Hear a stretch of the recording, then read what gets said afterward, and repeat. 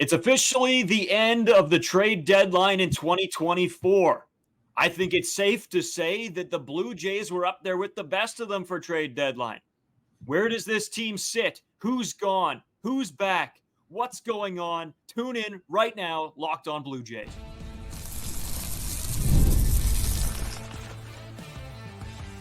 You are Locked On Blue Jays, your daily Toronto Blue Jays podcast. Part of the Locked On Podcast Network, your team every day. Welcome back to Locked On Blue Jays. Thank you for making Locked On Blue Jays your first listen every day. We are free and available wherever you get your podcasts and on YouTube. Part of the Locked On Podcast Network, your team every day. This episode is brought to you by Prize Picks, the easiest and most exciting way to play daily fantasy sports. Go to prizepicks.com/LockedOnMLB and use code all lowercase LockedOnMLB for a first deposit matchup to $100.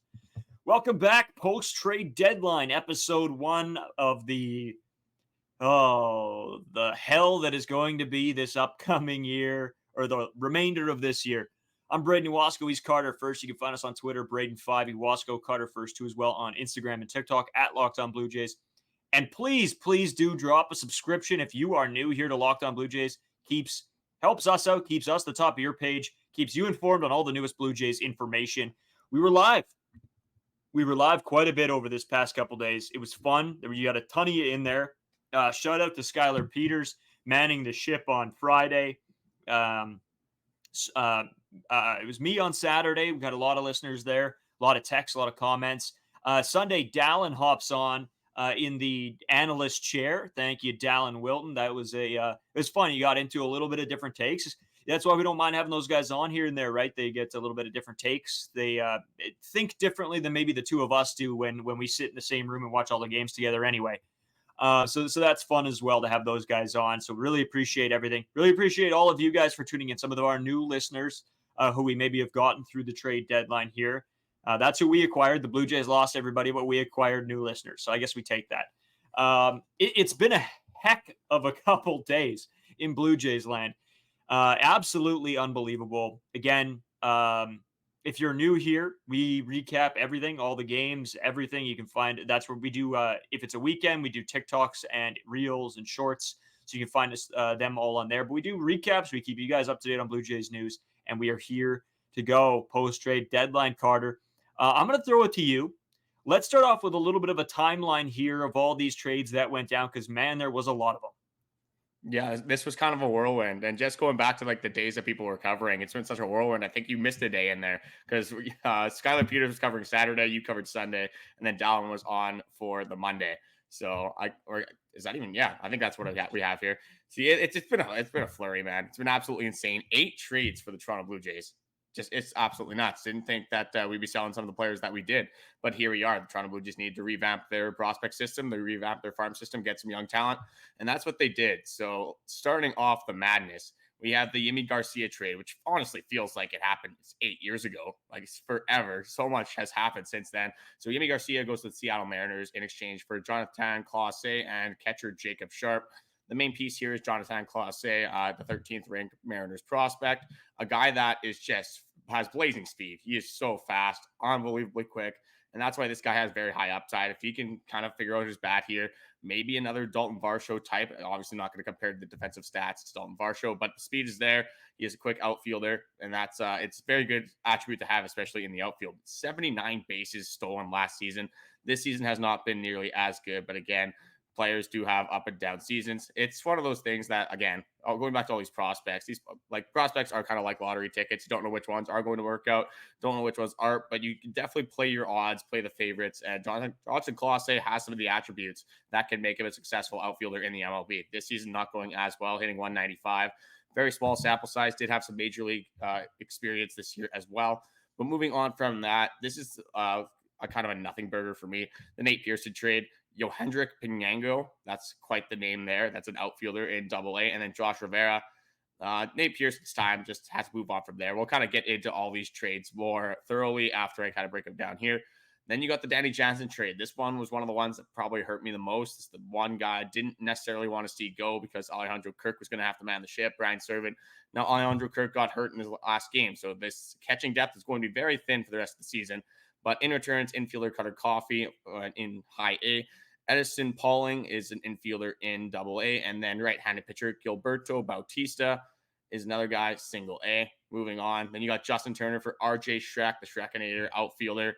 Another good trade. You get something from Justin Turner there. Feel like I'm just yapping on, but we're not even halfway done here. So you got Yusei Kikuchi, obviously probably the biggest trade of the weekend. You got Jake Bloss, starting pitcher from the Houston Astros, their number 2 ranked prospect. Joey Lopervito, this guy actually might be with the Jays incoming because he was in Baltimore in this last game, didn't end up getting any playing time. And then Will Wagner, a AAA guy, an outfielder, the son of Billy Wagner. So moving on to the next one, you got Trevor Richards for Jay Harry, a little bit of a nothing burger here. Not going to get into that one too much. He's an infielder in high A. Charles McAdoo for IKF. That was an interesting one. IKF, the only player being moved that had a little bit of service time left. So that was an interesting move from Ross Atkins when he said that they weren't going to move any players on contracts not expiring in the season. If they had any more term, they probably weren't going to be moved. But Charles McAdoo jumping up the prospect rankings was 29. I think he jumped all the way up to, it was either 15 or 12. Can't remember. I don't know if you got that off the top of your head, Braden. All it said was top 15. Oh, there you go. So that's a higher upside guy as well. And then another very surprising one, obviously, not IKF, Kevin Kiermaier being placed on revocable waivers. No moves there. And then you get Ryan Yarborough back in exchange for Kevin Kiermaier. The Dodgers actually prioritizing defense. We'll have some pitching coming back later on the season. Ryan Yarborough doesn't look that bad. I mean, he's a lefty that has around a 4 ERA. I mean, for a team that doesn't have a lot of pitching depth, can't get too mad at that. But okay. Those are the 8 trades. Kind of have to catch my breath here because I feel like I've been talking for the last 30 hours. But again, so many trades from the Toronto Blue Jays team, so many prospects gotten in return. 13 prospects, 1 major league talent pitcher in Ryan Yarborough. Insane deadline. Just crazy stuff to keep up with. Yeah, Carter. And you know what? This is something I want to get into. I looked at this earlier today and I was going to bring it up on the live stream, but I'm like, you know what? No, I'm going to save it for the podcast just to see what our list of our top 30 prospects now look like post-trade. I think this is very, very interesting. So, of course, Ricky Tiedemann leads it off with Aurelvis Martinez at 2. But coming in now as our 3rd-ranked prospect for the Toronto Blue Jays is Jake Bloss. Very, very interesting there. Just going down the list, Jonathan Clase is now ranked number 8, just behind Addison Barger and Leo Jimenez. Some of the other guys that we've gotten, I know you talked about McAdoo, Charles McAdoo, now ranked number 14 in the Toronto Blue Jays system. Nobody really around him, and you can sort of see he's close to Adam Mako. Mako is number 11. Let me just check here. Will Wagner, another guy that was mentioned, obviously son of Billy Wagner, as he said, ranked number 22 in the Blue Jays prospect system. With a couple other guys, we have Cutter Coffee ranked 29, and to finish off the list now, as the Blue Jays top 30 prospects is RJ Schreck. So a lot of these guys fit in this prospect ranking, and it's nice to see. It's a couple of high guys, like when we saw Clase number 8. I mean, that's going to help this team out a ton, and I think that's sort of something interesting. You guys can go check those out if you want to see the whole list. Maybe I'll throw out a post on this as well, sort of listing off where everybody lands. Some of the guys you may know, Connor Cook, one guy at 23, just an absolute beast of an athlete in general. So this list was pretty cool to me. There was so many trades, Carter.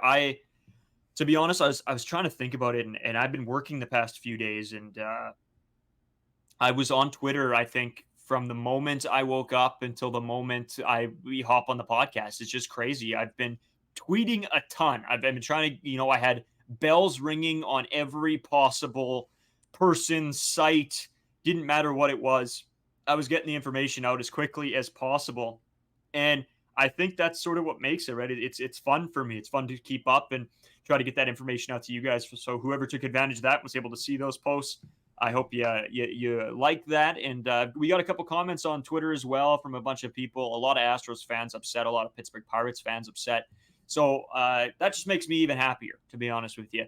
Carter, we're going to get into some more later, but just, I guess, to go over the picks so far.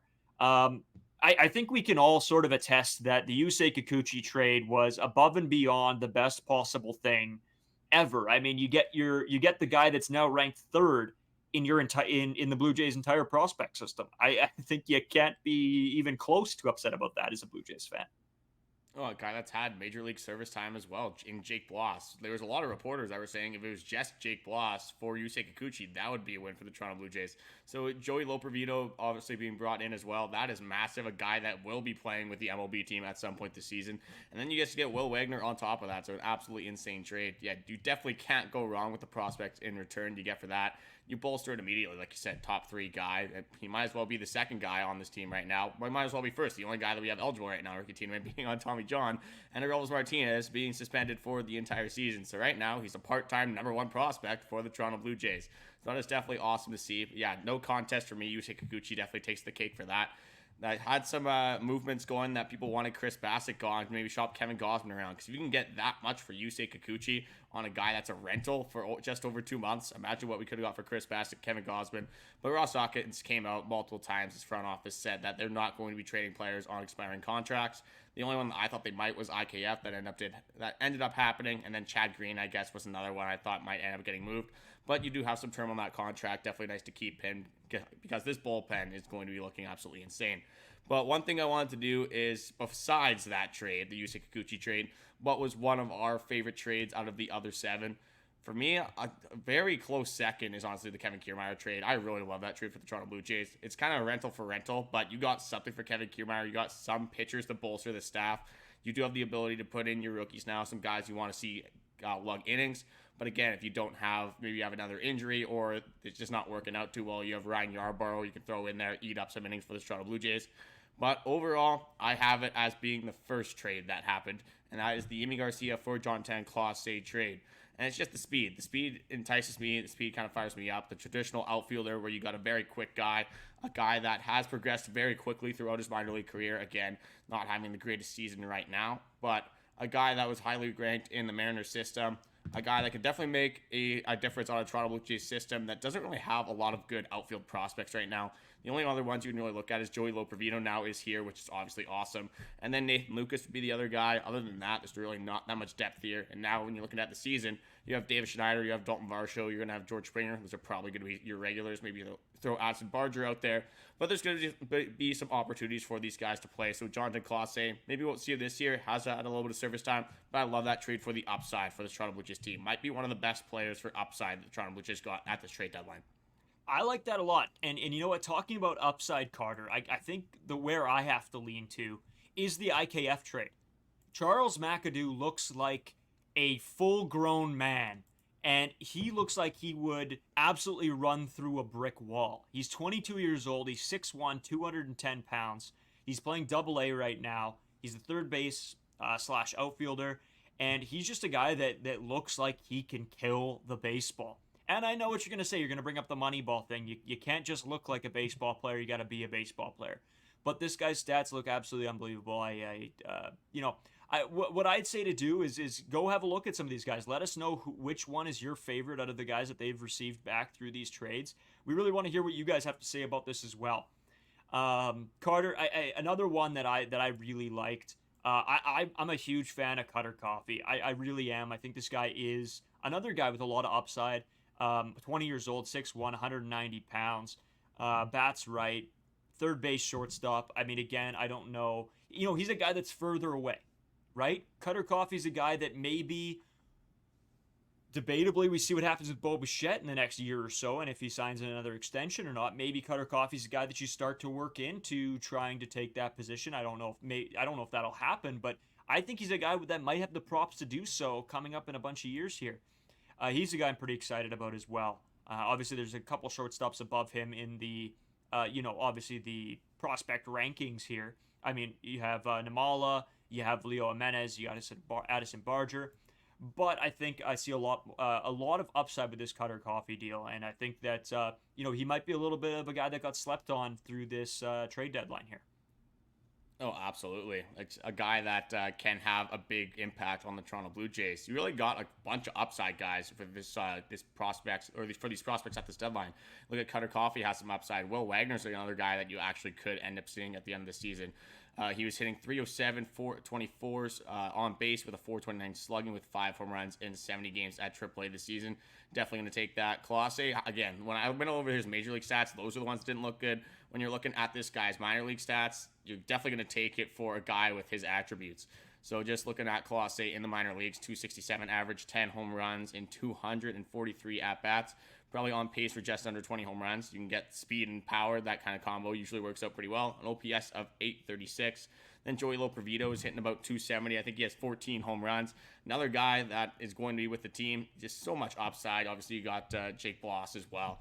These are a lot of guys that can be with the Major League team. If you're looking at this in a real retooling perspective, maybe not the highest floor guys right off the bat, but you look at 2025, you have a lot of these guys in your lineup. Definitely would be an exciting brand of baseball to watch, and probably a lot of hype going into that season. Again, it is a lot more risky because you got a bunch of guys that don't necessarily have the service time, guys that don't have the MLB experience, might have a little bit of nerves and kinks to work out in their games. But this is the most confident I can say I've felt in a very long time about the Toronto Blue Jays' future. But again, taking a step back, these guys are just prospects. We could get unlucky and none of them could work out. They all could just kind of fall off the face of the cliff. And that's the only thing about selling, is that you're selling your proven Major League talent for guys that have a lot more upside, but are unproven, and you're taking a risk on them. So we're going to have to see how this develops with the Toronto Blue Jays. Yeah, Carter, you know what? That's something I want to talk a little bit more about. I think we take a little bit of a break. We come back. We have so much more to break down. We're barely scratching the surface here. I know we said this last episode as well, but as soon as the trade deadline happens and the Toronto Blue Jays make as many moves as they did, we are going to have weeks worth of content that we're going to try to cover in 4 days. So stick with us here right away. We'll be right back. We're going to take a little bit of a break, and we'll come back and discuss a little bit more about what these prospects can bring to the table. Today's episode is sponsored by PrizePicks. I've watched pretty much every single Toronto Blue Jays game up to this point, and when I watch the Blue Jays games with my friends, we always find ourselves predicting the next outcome in at-bats, whether it's a strikeout, a hit, a home run. Vladdy has been throwing around a lot recently. George Springer obviously has been in there. Dalton Varsho with this to making a diving catch. It's always awesome to see. But we always find ourselves making these little wagers. But PrizePicks gives me the opportunity not just to prove myself to Braden and my other friends, but also to make some money off my picks as well. So don't miss your chance to add your favorite players from the diamond into your PrizePicks entries. Whether it's strikeouts, RBIs, or first inning runs, take your pick of more than or less than and add them to your PrizePicks entries today. PrizePicks is very simple to play. I can make my picks and submit my entries in as little as 60 seconds. If you know which players are going to perform on specific nights, this is a no-brainer. Download PrizePicks and start making your entries today. You can download the app today and use code LOCKEDONMLB for a first deposit matchup to $100. That's code LOCKEDONMLB for a first deposit matchup to $100. So, Carter, just continuing the conversation here. Just give me a little bit of a taste where we left off just in the previous segment here. Oh, we were just talking about kind of the future with the Toronto Blue Jays, some higher upside prospects, just the trades that we like the best, obviously, from this trade deadline. You had the Cutter Coffee one as your honorable mention. Obviously, you had the IKF one as being your favorite trade. I had that one up there for me as well, but I decided to go with the Yimi Garcia, Jonathan Colossae one. A lot of upside on this deadline here. You got Trey Savage. Obviously, there's some upside there being higher on your prospect list. A guy that the signing thing we're going to have to get into eventually. But there's been, again, so much we could talk about on this podcast. There's trades that were mocked before this trade deadline. There's obviously the trades that happened. There's the product on the field. Unfortunately, the Toronto Blue Jays losing that game 6-2. So much to go over, so little time to do it.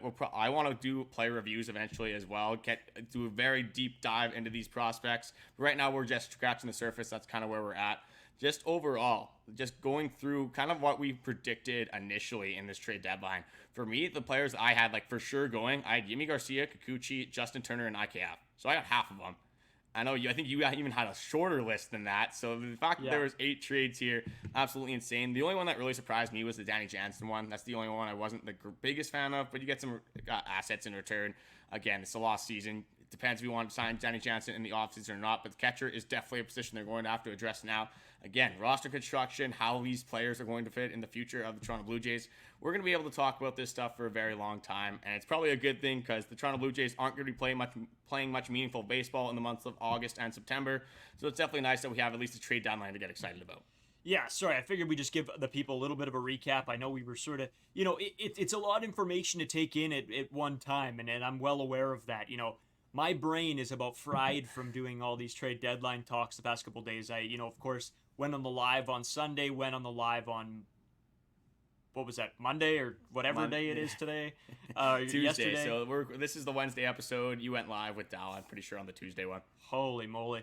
That just shows you. And then I did a segment on CJOB, obviously doing a full breakdown the other day as well on Monday night. So there's been a lot that has been going on here in Blue Jays land. So we figure, we'll just keep sort of nailing everything into you guys so you guys know what's going on.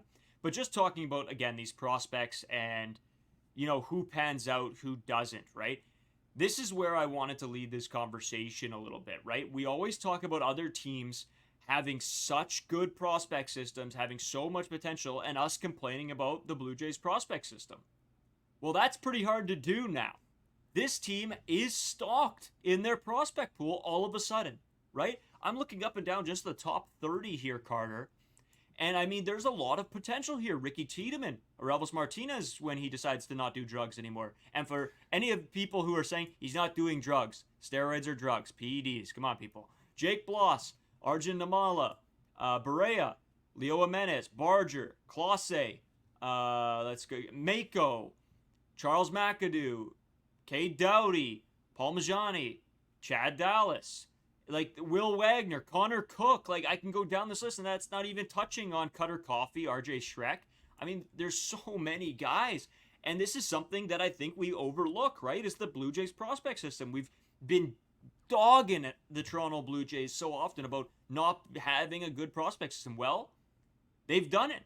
They've restocked in one trade deadline somehow. This team has done it. I got to give Ross Atkins credit. Now, I want us to grade this trade deadline as it stands at the moment, Carter.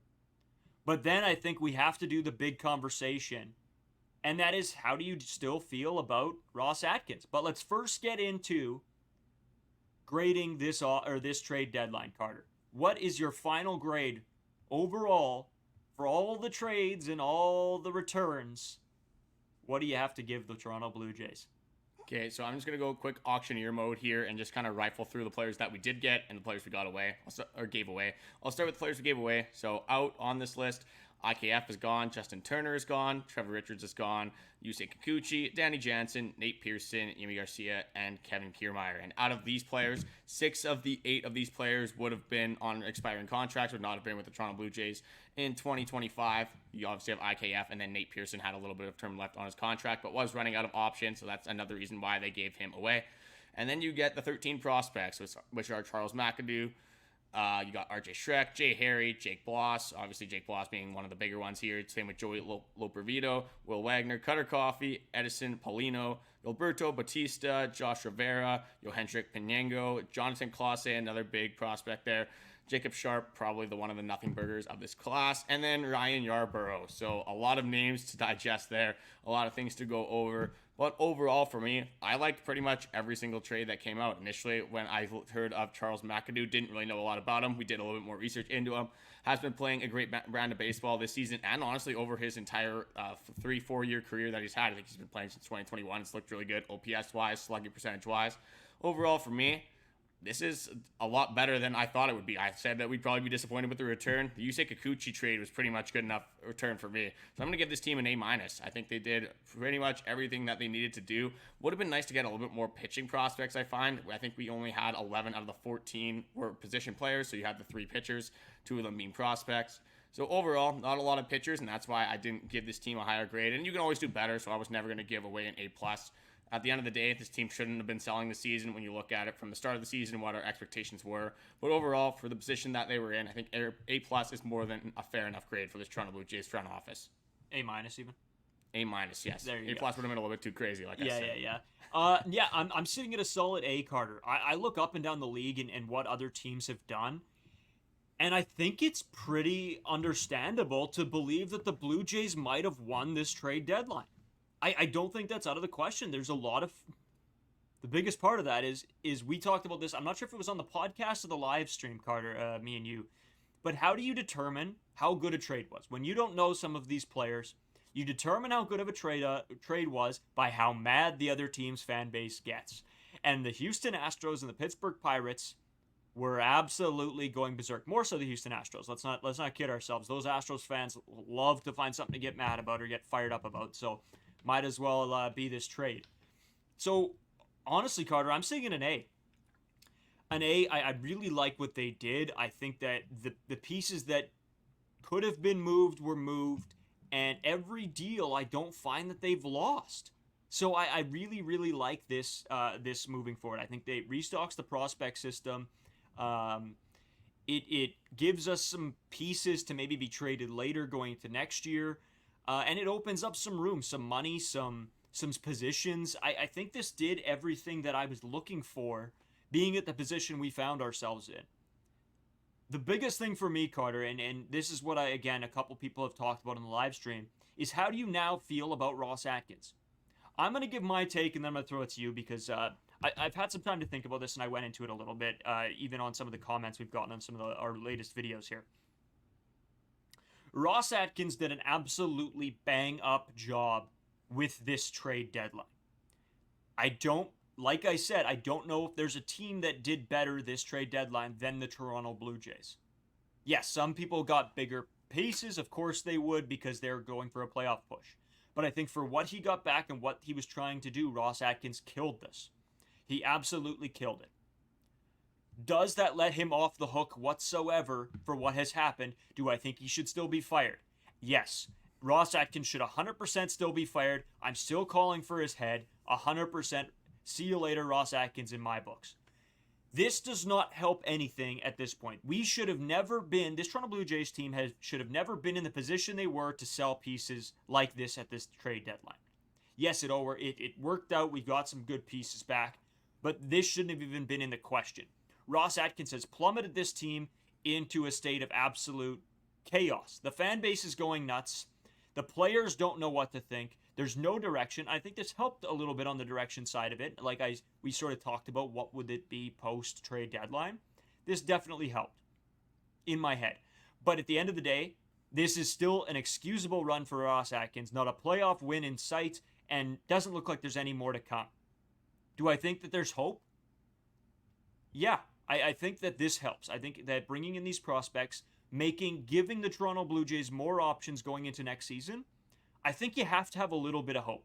If they're trade pieces, if they're guys that they want to develop, if it's making room on the roster to sign guys in the offseason, as long as they do sign guys in the offseason, I think that there's hope here. I don't think this is a complete waste. The restocking of the prospect system had to be done at some point. It had to be.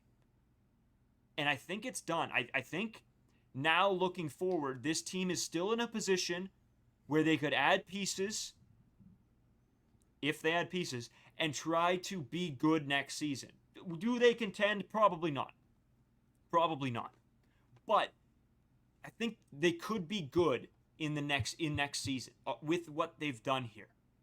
And they've restocked the prospect system so that they can be good in a few years as well. I think we won't have to see that 5 to 7 year complete rebuild happen.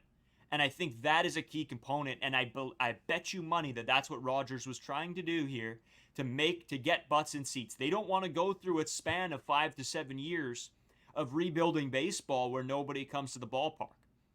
So I think that this is exactly what lines up with everything that Rogers and everybody wanted to happen in management. They want butts in seats. Well, this saves them the 5 to 7 year gap where maybe there wouldn't be as many butts in seats, Carter. Yeah, there's a bunch of stuff that I want to say just based off that. So you look at teams like the Los Angeles Dodgers, you look at teams like the New York Yankees, the teams that are willing to spend money. The Toronto Blue Jays have the 8th highest payroll in baseball. They've shown their willingness to spend money. You look at the Yankees, you look at the Dodgers, they really don't have a lot of years where they're rebuilding. Rebuilding just doesn't really exist in those two lands. You look at the New York Yankees a couple years ago, not making the playoffs, they storm back and look really good, obviously, this last season and then this season again. So, you can go back from being a bad baseball team to going into the next year and being a good baseball team. But the biggest thing is that even with all these prospects you got, you retool for next season. The question is, do you have the pieces to compete with teams like the Baltimore Orioles, the Cleveland Guardians? That Lane Thomas trade is one of my favorite trades of this trade deadline, a team that is very underrated in this AL division. And then you have, obviously, the New York Yankees. You got just a bunch of other sleeper teams. The Houston Astros are just going to be good for a while, even though Dina Brown is just trying to trade away every single prospect they have. And then you look at the other side. You got, like, the Braves are always going to be kicking around, the Phillies, the Dodgers. Are you going to be able to compete with these teams long term? If you don't, like, for me, yeah, maybe it'd be nice to win a playoff series. Maybe you win a wild card series. You get bounced in the ALDS. that really matter? Like, it's nice to make the playoffs, but in the big picture, you're looking for a World Series. And the way the Toronto Blue Jays are going right now, they're finally done shopping at like these thrift stores for the older clothes, like these old styles. We're going to just try to get some deals here. They're going for the newer is better slogan. They're trying to get some of these prospects, these guys that aren't necessarily damaged goods, build up from within, which is good to see. Take some chances on these younger players. But again, now you got to worry about the service time. You got to worry about how comfortable these guys are in the MLB. You got to worry about the defense. Just little things that obviously, when you have veterans of the game like Kevin Kiermaier, Justin Turner, their production might be going a little bit farther down, but you don't necessarily have to worry about them base running, their morale in the dugout, their day-to-day activities, and just them kind of screwing around in the offseason or between games. So a completely different direction for the Toronto Blue Jays. But regarding kind of getting back to the question here, I got a little bit off topic with the Ross Atkins stuff. You look at it from a totality. You look at from before this season started, where did the Toronto Blue Jays want to be with their season? It was definitely not selling at the trade deadline. You look at this, has been a massive disappointment. Yes, it makes it a little bit better that Ross Atkins did have this very good trade deadline. And honestly, for me, unfortunately, I don't like to say this, but I think he did enough to make them run it back with him in 2025. I don't think Ross Atkins is going to go anywhere. Even though I would like to see him get fired, I would like to see some new management take over and actually give this team a sense of direction and not just being up and down on a roller coaster every single year. But with Ross Atkins, good trade deadline, but I'm not forgiving him for the torment he has put us through this season. That's exactly it, right? There can't be an excuse for 8 years of misery, and especially this one, because of a trade deadline that we shouldn't have been in. I think that is just a crazy statement. Anybody backing Ross Atkins right now, I don't get me wrong, I will give him his props. Great trade deadline. He did the moves that needed to be done. He got some good pieces. He fleeced some teams. But at the end of the day, we shouldn't have been here. So I'm still calling for Ross Atkins' job. I hope all of you guys are as well. We cannot let this management group off the hook. And I think that's something that we have to understand as fans. We can't accept mediocrity. We can't accept no moves. We can't accept an off season where nothing happens or that we bring in these old pieces. We just can't. So it's time, I think, as fans, when this offseason comes around and players are available, we have to, because I really don't think he's going to be fired, Carter. I really don't. I think it's going to be Ross Atkins again. So if I'm thinking that, we can't let them off the hook. We got to, I'm going to be on Twitter. I might, it might be annoying how much I tweet at Ross Atkins to make some good deals, because I don't know if I can sit through another season of, hey, let's maybe pick up one 39-year-old guy and hopefully he can carry the Blue Jays to a World Series. No. But Carter, I don't know, man. Do you have anything left before we sort of take a quick break? Because we still got a ton more to get into, and I know we got to get that break in. No, the only thing I was going to add is that I'm pretty sure the Blue Jays dealt every single piece that was on an expiring contract for the 2024 season. So credit to Ross Atkins one more time.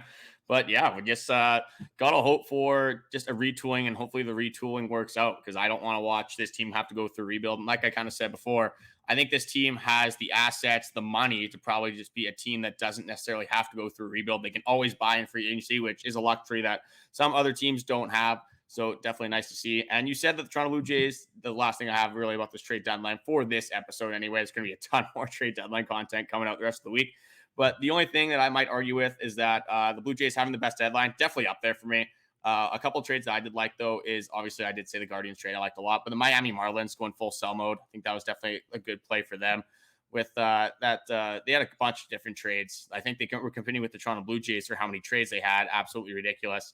But the biggest one being that Tanner Scott trade with the Padres, Brian Hoeing going there as well. They got the Padres' second-ranked prospect, the fourth-ranked prospect, and the fifth-ranked prospect, Graham Pauley. That guy, I think, is going to be really good. So a good trade deadline from them. But the Toronto Blue Jays, they didn't have like the full fire sale like the Miami Marlins did. The Marlins were selling literally every single piece they could have. So it's kind of tough to compare. But overall, again, not necessarily where you wanted to be, but you did the best thing for the scenario that you put yourselves in for this season. Yeah, I agree. We have still a ton to get into here, guys. The biggest thing is where we go from here, but a couple extra things as well. So we're going to get into that, and we're going to have a couple more days of craziness here. I know there's games to cover. The Blue Jays lost. I mean, that's back burner of my mind right now with the trade deadline just finishing up. So we got still more to get into. Stay with us. We're going to take a quick break. One more thing I want to get into before we do cut, forgot to do this, is the Locked On 24/7 streaming channel. Locked On Sports Today, the Amazon Fire TV's channel app, whether it's the MLB Trade Deadline. If you haven't been tuned in, you should probably check that out. A lot of cool moves. Obviously, a lot of big moves that happen as well.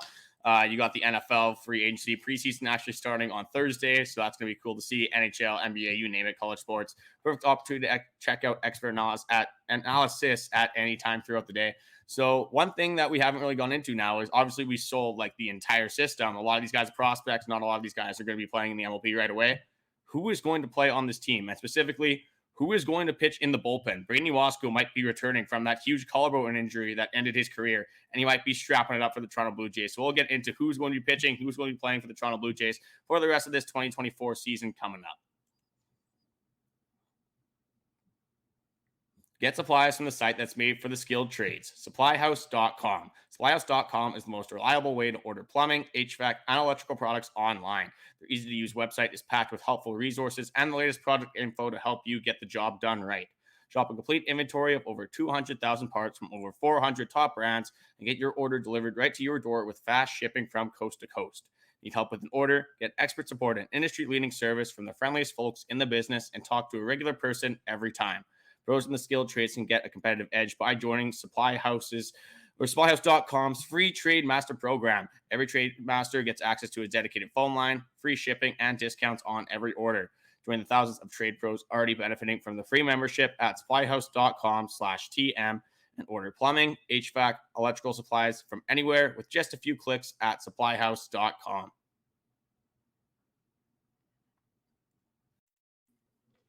So, like we talked about, Carter, where do we go from here as Toronto Blue Jays fans, right? Where does this team go? What's the direction? What's going on? Well, Carter, we got some answers for the fans, don't we? We have a couple, well, I don't know if it's answers. It's more so just this is what's happening, I guess.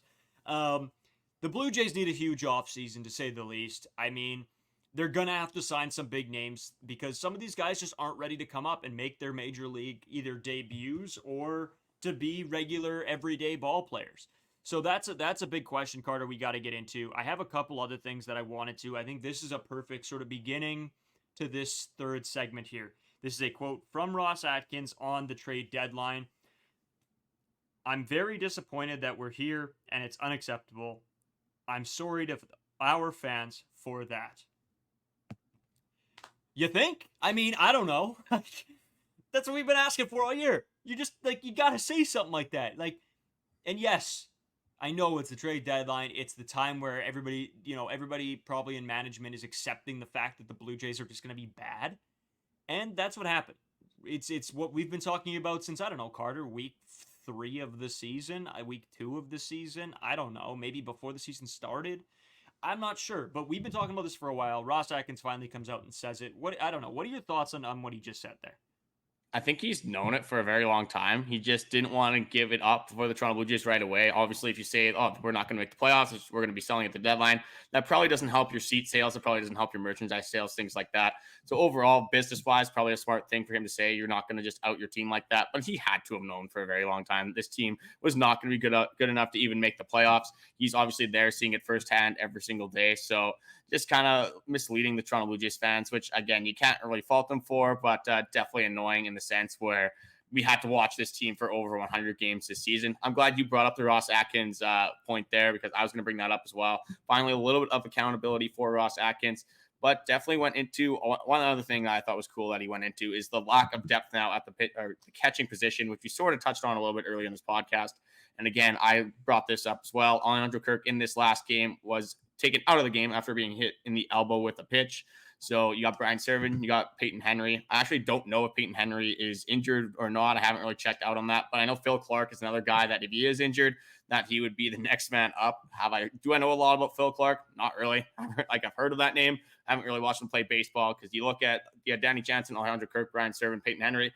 Thought 4 might be enough. Might not be now. We'll have to see what goes on.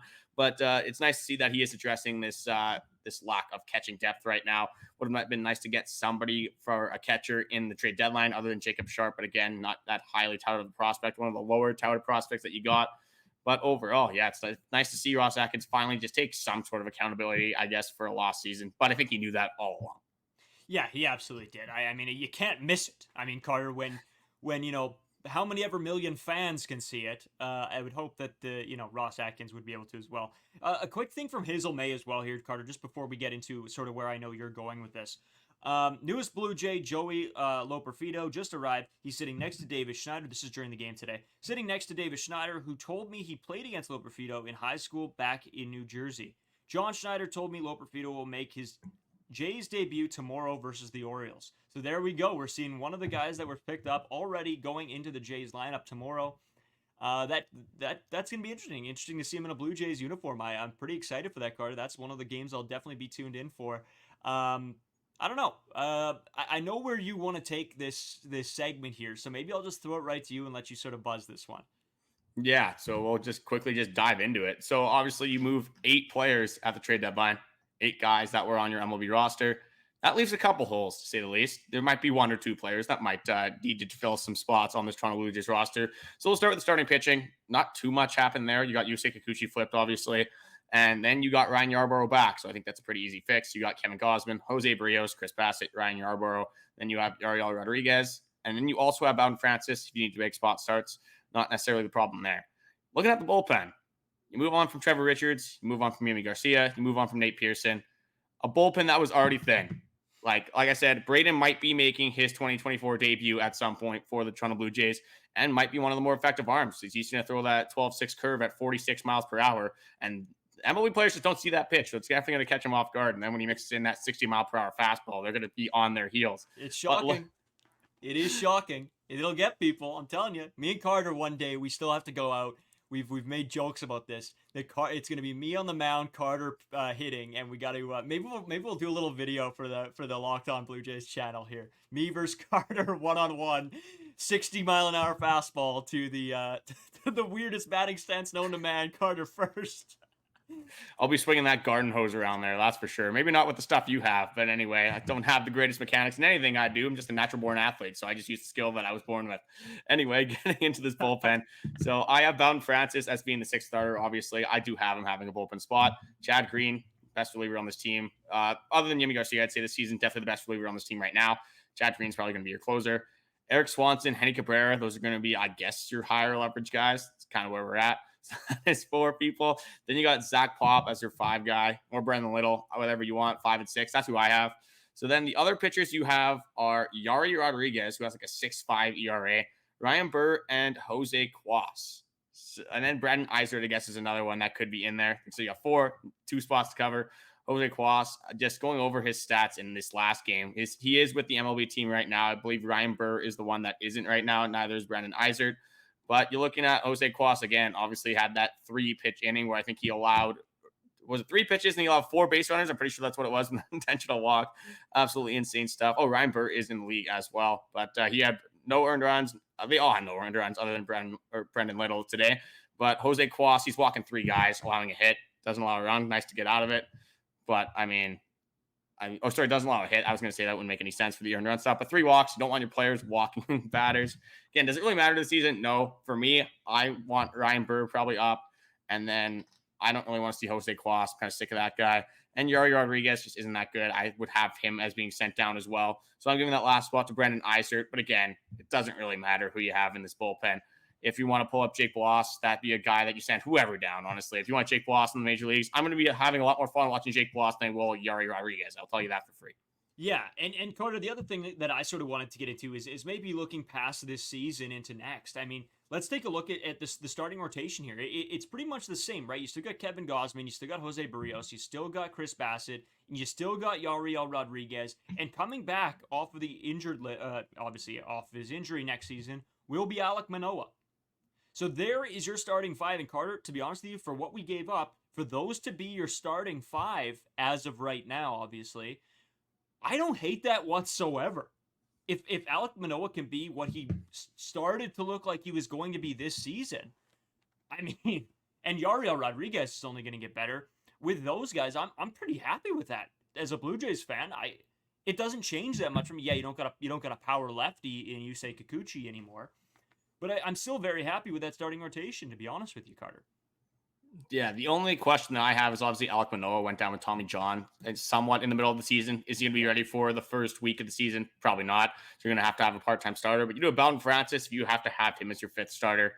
I mean, not the worst thing. Ryan Yarborough might be re-signed. I really don't think he will be. He'll probably just be a rental for rental. You get rid of KK, not really a lot of playing time for him anyway. You needed the pitching way more than you needed the hitting, especially from Kevin Kiermaier. So again, you have some options there, but starting rotation, you're right, especially for those top four, they're looking really good. The starting pitching is going to be good again. Kevin Gausman coming off of a down season. Chris Bassett just doing what he does. Jose Barrios started off really hot, hasn't looked that good recently. Did have a nice last start. Yuri Rodriguez kind of been a little bit all over the place, maybe working out some growing pains. So you get him with another year of service time in the MLB. Definitely stuff to be looking forward to. And then you got Jake Bloss, who could honestly be starting at the start of next season as well. So you got some options there. Maybe you sign another depth piece, maybe a guy like a little bit better than Mitch White, but that kind of role where you don't want to have to rely on him. But if you need to, there's injuries happen. Wouldn't be the worst thing to have. It's going to be the bullpen. That's obviously what's going to be the biggest thing in this offseason. If you go into the next season with this bullpen, you are going to be in a world of hurt. You're going to have to sign some bullpen arms. You're going to have to get some higher leverage guys. Obviously, you have to hope Eric Swanson's kind of like normal Eric Swanson. Jordan Romano maybe comes back. You got Chad Green again next season. Not a bad top three. You can work with some of that. You signed a couple guys in the offseason. And then just looking at this lineup. The lineup is the interesting part. And this is, again, a lot of this is going to come down to kind of who plays well in the last little bit of the season. Again, free agency is going to be a big thing as well. There's a ton of different stuff that is going to have to be accounted for in this. When looking at this Toronto Blue Jays team, one thing you do have right now is you probably have Alejandro Kirk as the catcher. Again, you want to bolster that. You don't want Brian Serven necessarily to be the guy who's rotating in with them, but a guy that should be playing for the Toronto Blue Jays is Alejandro Kirk, Brian Serven, if you have him your third catcher, whatever. First base, Vladimir Guerrero Jr., probably not really up for debate. You look at second base, shortstop, and third base. Your shortstop is Bo Bichette. I don't really think that's up for debate either. Then you got Spencer Horwitz. You got Alejo Jimenez. You got Ernie Clement. Again, you got one of those guys being a bench bat. Not the worst thing. Aston Barger might be an infielder. Charlie McAdoo, maybe he comes up in time for that. So that's some options there as well. Then you're looking at the outfield. You got Dalton Varsho, George Springer, Joey Lopervito, Davis Schneider. Some guys to be mixed in there as well. Maybe you sign a power bat in the offseason as well. So overall, you're going over this. Stuart Burrowa's there, a bunch of different guys that you could rely on. Again, depends on how the prospects do. So overall, a lot of young guys, though. Not a lot of veteran presence on this team left anymore. You got George Springer, obviously. You can say, I guess, Vladdy and Bo definitely aren't rookies anymore. I would say they're veterans of the league, being in the league for over 5 years now. So looking at this team, you got a lot to be excited about, but the floor is drastically lower than it was this last season. The upside's definitely way higher. But a lot of things can happen from now until then. A lot of baseball left to be played, and obviously an entire offseason. So it's hard to speculate how the Toronto Blue Jays are going to be right now in 2024. Yeah, and I think that's what we have to look for, right? Look for the positives going into next season throughout this last little bit of this year. We're going to be doing so much offseason coverage. I mean, I think that's the biggest next thing that we're going to be looking at here. We're going to have a ton of coverage because I think there are moves to be made that can make this team good again. Jesus, that sounded like a Trump speech or something there. Just, but always have to get political on this podcast. No politics here. Hey, we're not affiliated with nobody. Okay, we're making that clear. It was. There's a lot to look forward to. I think in Blue Jays land. I think this trade deadline gives me hope. Me and Carter both still want Ross Atkins gone. Don't get us confused here. We want him gone. We hope you guys, maybe we don't hope you guys do. You can have your own opinions. Leave your own opinions in the comments. If you have a reasoning why he should stay, I don't know what it would be, but you can put it in the comments, I guess. You guys have been absolutely fantastic. It has been an absolute heck of a week. We've had a blast doing this. There's been so much news. I'm about fried. I'm going to need about 3 days worth of beers to be able to, chill out here. And that will happen because I have an extra long weekend coming up here starting on Friday. So I'm going to just try to decompress. I'm going to watch some Blue Jays. I'm not going to go, fully on my in-depth, whatever you want to call it, podcast analysis view. I'm just going to try to enjoy some baseball, play some golf. Me and Carter, actually, big news, Carter, our teammates for our friends golf. We do like a big friends golf tournament, and me and Carter, teammates. So this is the second year in a row that one of the 956 boys, our apartment, will be competing together. So, and I think honestly, Carter, we got a good shot. Yeah, team captain, typical. You want me to be leading the ships. That's how we do it on this podcast as well. I just lead things out here. Definitely carrying Braden on my back. But no, he kind of slipped in the second round. A guy that highly touted prospect, just didn't like his stuff. I think he had some off the field issues, something like that. But I'm taking the chance on him, problems. But we'll work that out on the golf course. Some beers, got to kind of control that a little bit. Control some of the emotions there. But we're going to be dialed in. Yeah. We always come dialed in. Doesn't really change for us on this podcast, whether it's for the podcast, whether it's in golf, whether it's slow pitch, whether it's just, drinking a beer. Just maybe it's just eating food. Maybe it's eating breakfast. You got to be dialed in at all times throughout the day. That's definitely something that we do on Locked On Blue Jays. It is, Carter. I'm excited. I'm excited. Yeah, it's a 2-day golf thing. We'll give you guys sort of the rundown. It's actually, what is it, like next weekend or something? It's coming up quick. Actually, yeah, it's almost August already, which is absolutely insane. Where at the time we're recording this, it is still the 30th, obviously 31st, and then you're in August. So the days are getting shorter. The summers are getting, I was going to say colder, but they're not. It's so hot over here. It's absolutely insane. But I'm not going to complain about that. It's with the humidity, it's almost 40. It's ridiculous. But again, you get short summers in the city of Winnipeg, in the country of Canada, just to be honest, unless you're in like BC, which I mean, definitely envy those guys.